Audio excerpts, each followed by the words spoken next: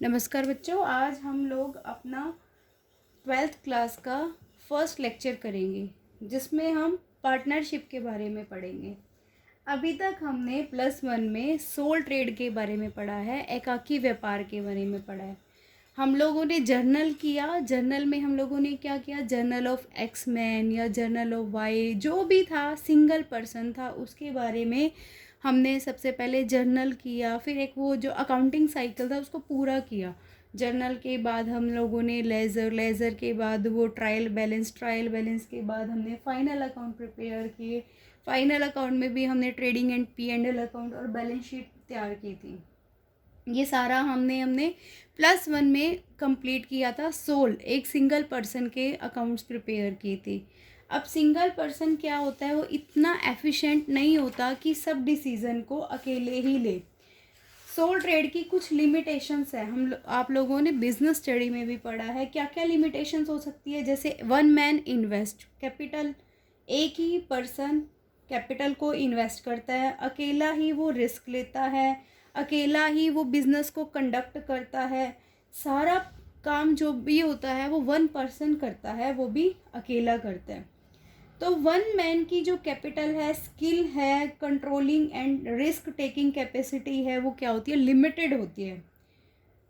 इसलिए उसको दूसरे लोगों के साथ एसोसिएट होने की नीड रहती है। Some person may combine and enter into an agreement to form a partnership firm. इसलिए वो दूसरे पर्सन के साथ एसोसिएट होता है।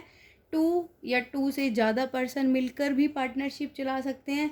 वो मिलकर कैपिटल को लगाते हैं, मिलकर ही कंडक्ट करते हैं बिजनेस को, मिलकर ही वो रिस्क लेते हैं। फिर जो प्रॉफिट होता है वो भी मिलकर ही लेते हैं, शेयर करते हैं आपस में इकट्ठे। तो आज हम अपना पार्टनरशिप को स्टार्ट करने जा रहे हैं। इंट्रोडक्शन मैंने आप लोगों को बता दी, बुक में से भी पढ़ते रहना। फिर है nature of partnership firm. As पर अकाउंटिंग एस्पेक्ट, मतलब अकाउंटिंग टर्म्स के अकॉर्डिंग अगर हम देखें तो हम लोगों ने एक पॉइंट पढ़ा हुआ है, separate business entity. Separate business entity में क्या होता था, हम लोगों ने +1 में भी किया था कि जो बिजनेसमैन है और उसका जो बिजनेस है दोनों अलग अलग होते हैं। तो ये वही कह रहा है अकाउंटिंग एस्पेक्ट में कि business, separate business entity distinct from its partners.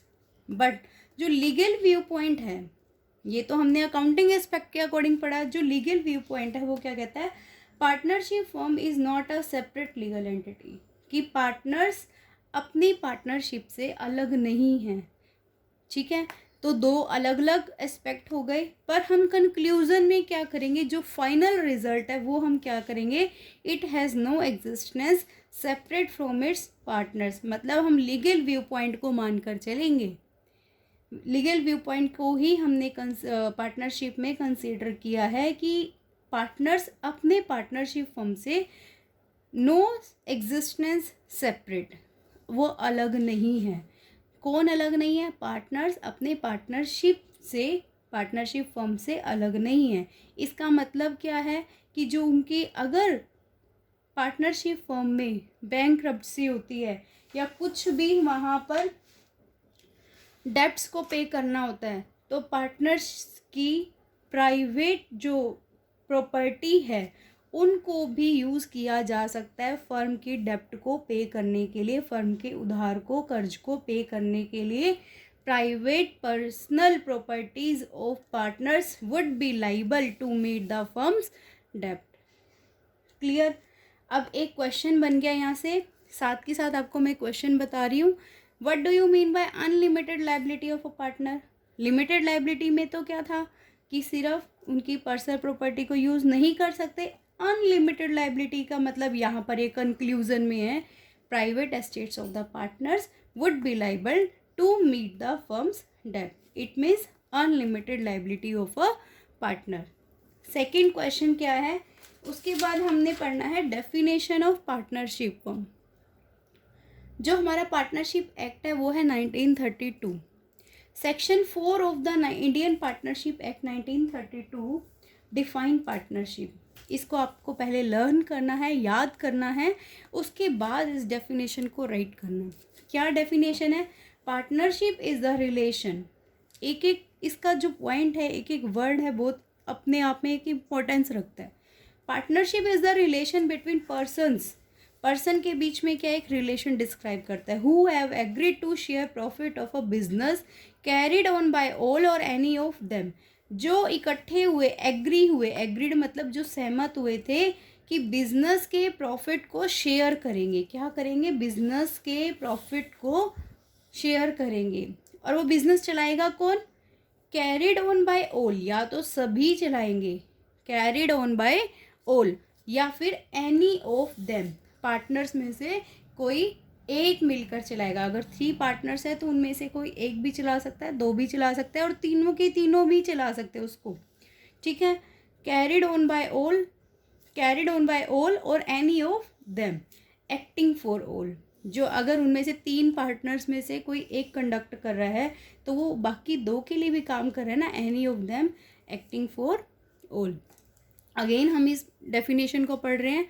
Partnership is the relation between persons who have agreed to share profits of a business carried on by all और any of them, acting for all. As it is आपको ये definition याद होनी चाहिए और फिर आपने लिखना है। क्लियर? उसके बाद बिजनेस कैसा होना चाहिए? हमने यहाँ पे बिजनेस की बात की। बिजनेस कैसा होना चाहिए? लीगल होना चाहिए।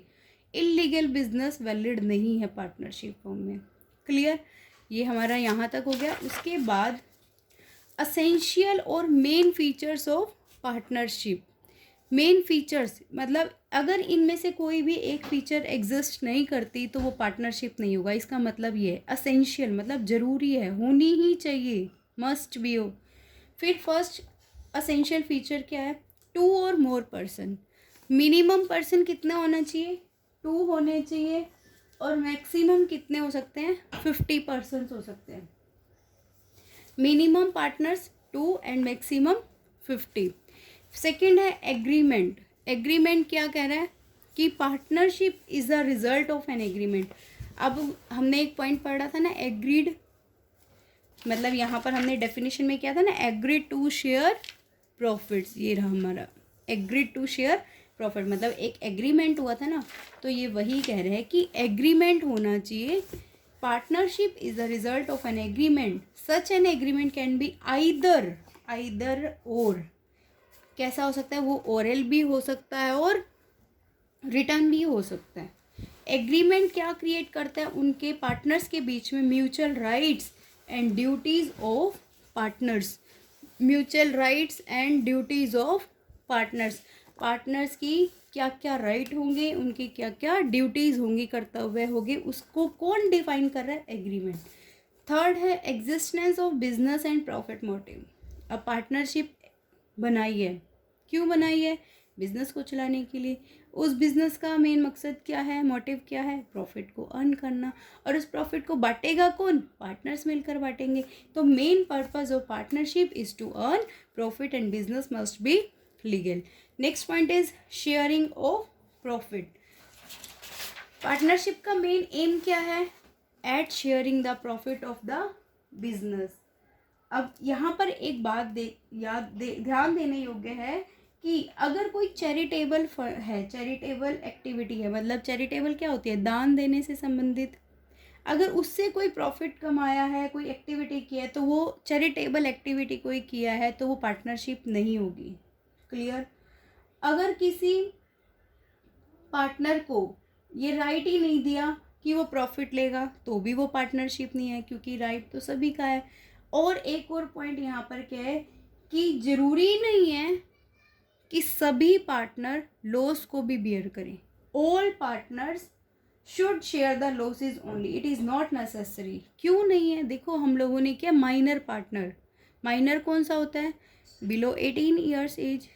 तो वो भी तो पार्टनर बन सकता है ना, पार्टनर बन सकता है। ठीक है, प्रॉफिट को वो लेगा, क्या वो लॉस को लेता है? नहीं लेता। इसलिए ये कह रहा है कि it is not necessary that all partners should share the losses only. Clear?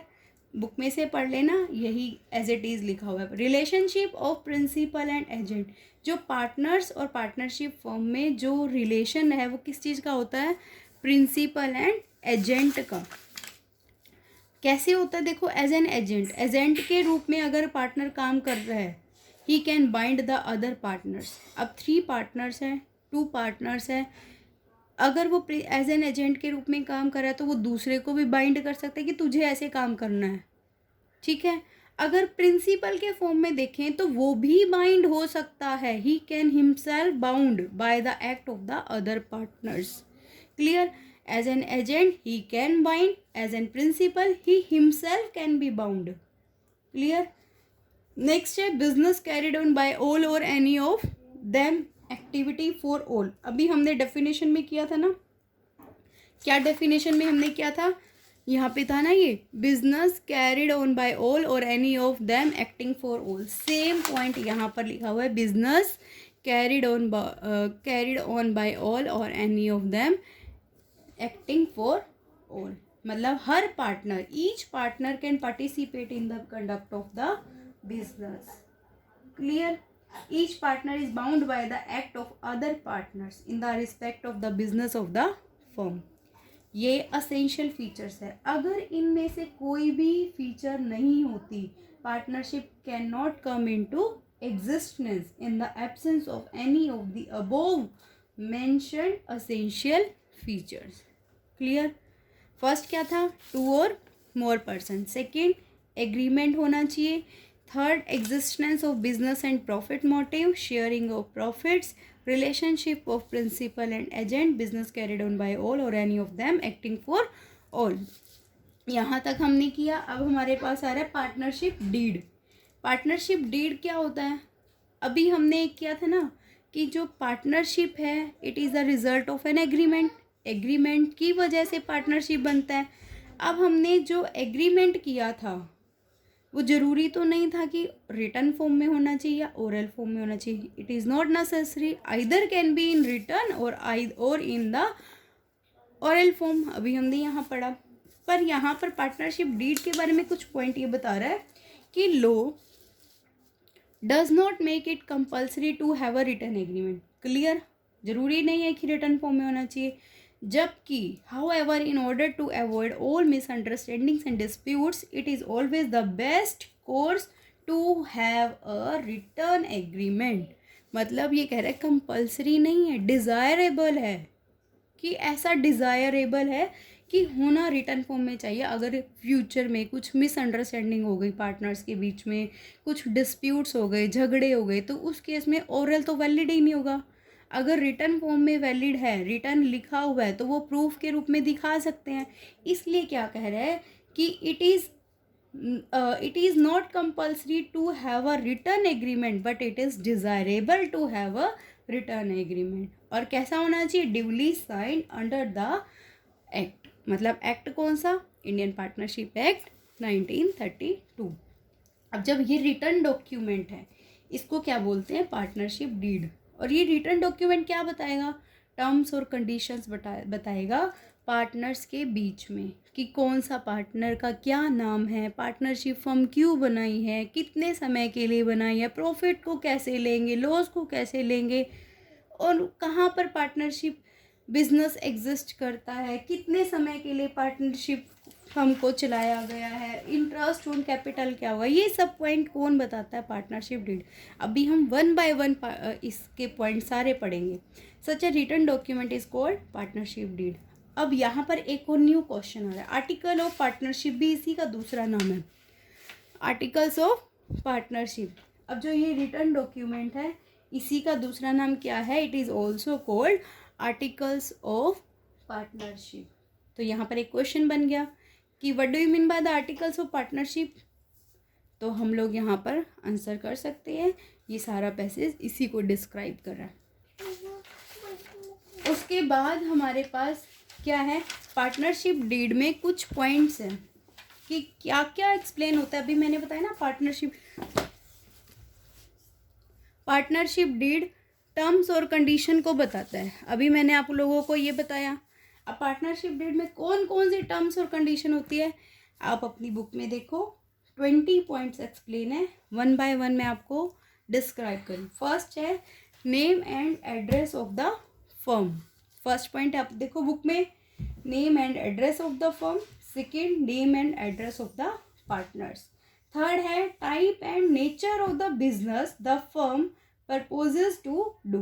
किस तरह का नेचर, किस तरह का बिजनेस पार्टनर सब चलाएंगे। फोर्थ है amount of capital to be contributed by each partner, कि हर पार्टनर, ईच पार्टनर मतलब हर पार्टनर कितनी कितनी कैपिटल को कंट्रीब्यूट करेगा।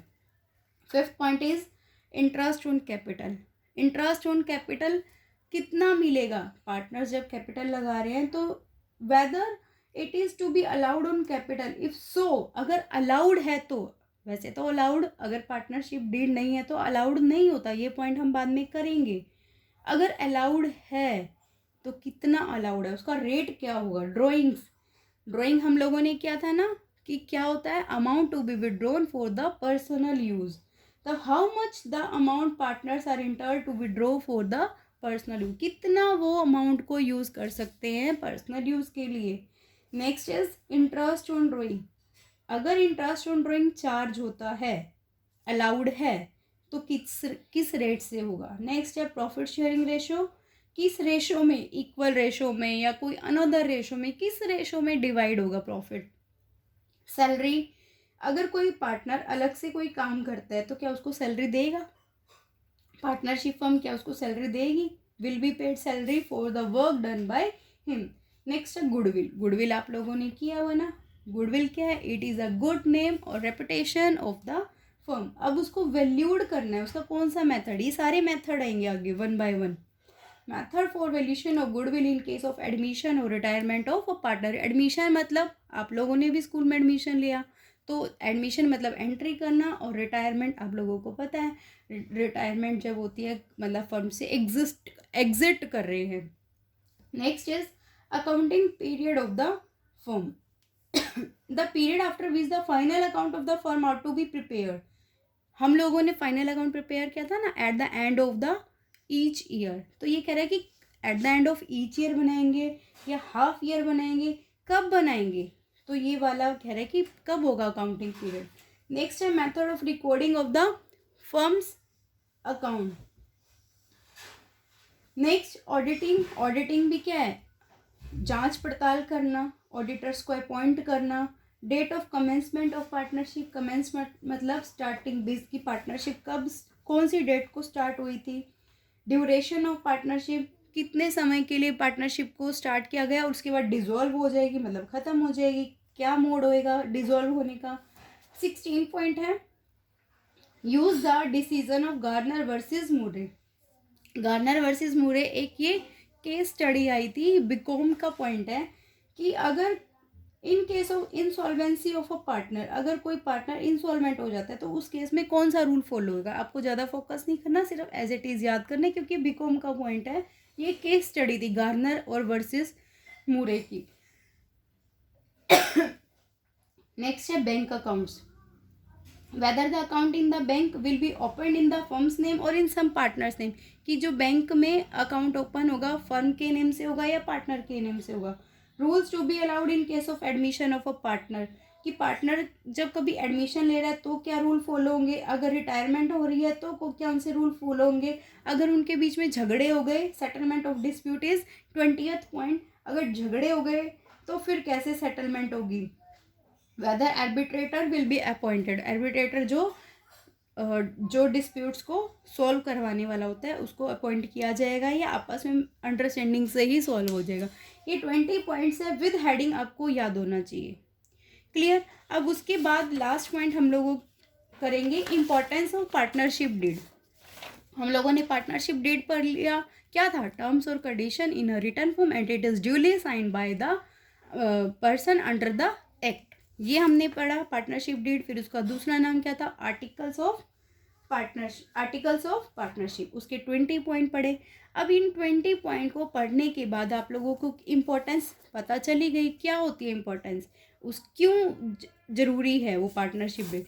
It is not make it mandatory, अभी मैंने कहा था ना कि ज़रूरी नहीं है कि पार्टनरशिप डीड रिटन फॉर्म में होना चाहिए, but it is desirable to have it. It is not make it mandatory for every firm to have a partnership deed. It is desirable to have it.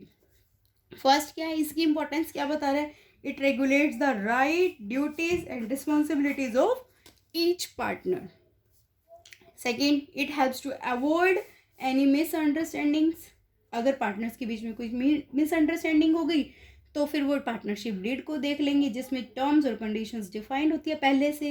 इसलिए क्या कह रहा है कि जो इम्पोर्टेंस है पार्टनरशिप डीड की वो मिसअंडरस्टैंडिंग को दूर करने में हेल्प करती है. Third point, any dispute. अगर पार्टनर्स के बीच में कोई डिस्प्यूट हो गया तो वो इजीली क्या हो जाएगा, सेटल्ड हो जाएगा, सेटल्ड इजीली. आप लोगों ने यहाँ तक अच्छे से पहले समझना है, उसके बाद अपनी बड़ा रजिस्टर लगाना, उसमें राइट डाउन करना है और याद करना है. इसके बिहाव पे आप लोगों के जो शॉर्ट आंसर क्वेश्चन है उसमें से मैं आपको बताती हूँ कितना हो जाएगा. उन क्वेश्चंस को आपने याद करना है. ये हो जाएंगे हमारे 10 नंबर तक हो जाएंगे, 10 11 तक. क्लियर? 10 तक आप लोगों ने वन लाइनर क्वेश्चन है जिसको वेरी शॉर्ट आंसर क्वेश्चन बोलते हैं, उनको याद करना है अच्छे से. और ये थ्योरी को जितना मैंने आपको बताया पहले समझना है और फिर लिखना है. फिर भी कोई प्रॉब्लम होती है तो आप मुझे कांटेक्ट कर सकते हैं. आपके पास मेरा नंबर ऑलरेडी अवेलेबल है. Okay, thank you for watching the video.